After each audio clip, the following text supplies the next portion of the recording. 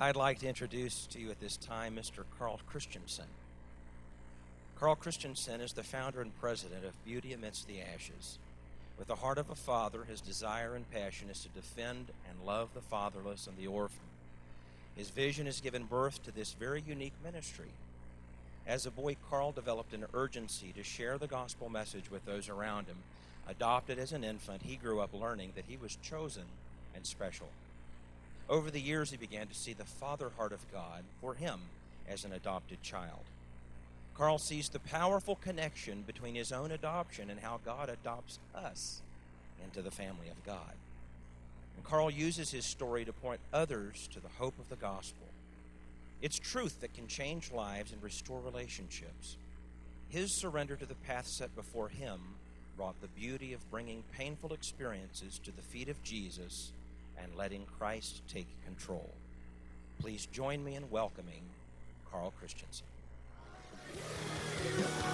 Just in time, save me just in time, save me just in time. Who's gonna fight for what's right? Who's gonna help us survive? We're in the fight of our lives. We're not ready to die. Who's gonna fight for the weak? Who's gonna make them believe? I got a hero, never to live. Gotta fight for what's right. Today I'm freaking out. On Monday, we remembered the legacy of a man who stood for equality and refused to be silent for the task at hand.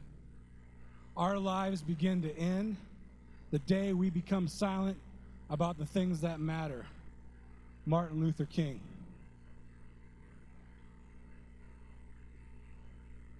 For you form my inward parts. You knit me together in my mother's womb. I praise you because I am fearfully and wonderfully made. Marvelous are your works, my soul knows them full well. My frame was not hidden from him when I was made in the secret place. His eyes saw my substance. Marvelous are the thoughts that he thinks about me. Can't even number them. As you guys walked in here today, you heard the sound of a heartbeat.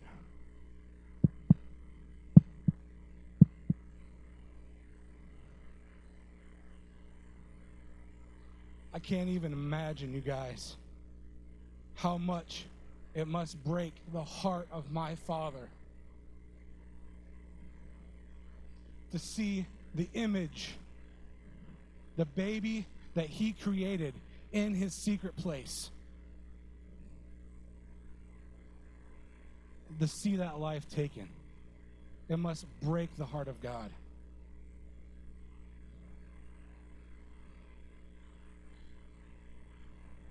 It was close to Christmas time when she got on a city bus at age 15, broken, confused, and scared, and got on a city bus by herself and rode it down to the Planned Parenthood clinic. And when she got there, they told her that she was pregnant. And they gave her two options. One, you can be a teen mom, but you don't want to do that because you don't have the means or the capabilities to take care of the baby right now. The place that you're in is broken, and you're in no place to care for a baby. Number two, you can have an abortion. And she sat there for a minute. And you see that her dad is the pastor of a church. And she was raised and taught in the Lord, in the ways of the Lord. And she knew that that life growing inside of her was precious and created in the image of God. I'm going to say this, you guys. I believe that we're going to see an end to abortion when we begin to disciple the generation underneath us. God's word says, train up a child in the way he should go, and when he's old, he will not depart from it. And that's how she was raised. She began walking the halls of her school, getting dirty looks from her friends. Did you hear about her? She's pregnant. she's going to have a baby. She began that connection with her baby. She would put headphones on her stomach so he could listen to music and talk with him. And one day she's in math class, and she's sitting in math class. And God, in his love and compassion, begins to speak to her heart. Becky, what do you want to give to your son? She pulls out a pen and paper and begins writing these things down. I want him to have a family. I want him to know the love of a mother and a father. And that's when she chose to give the baby up for adoption. She made that choice. Like I said, that bond with that baby was there. It was a part of her. And one day she was on a walk, praying and crying out to God. God, I'm 15 and I'm pregnant and I don't know what to do. This life inside me, I care about, God. God, it's going to be so hard to give up my baby for adoption. And she got so angry and so mad at God. And finally she said, God, you don't know what it's like to give up a son. And God says, yeah, I do, Becky. I'm a birth father. I gave my son for you. Let me tell you guys, we have a loving option. Beautiful stories are written through the beauty of adoption. And because God spoke to a woman to choose life, I'm standing on the stage here today.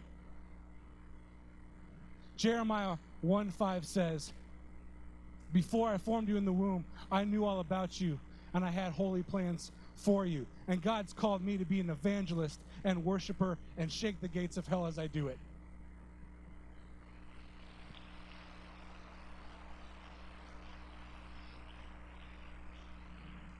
God's word says, Genesis 50:20, what the enemy intended for evil and harm against me, God is now using for good and the saving of many lives. And I am honored to be on this stage today sharing my story with you.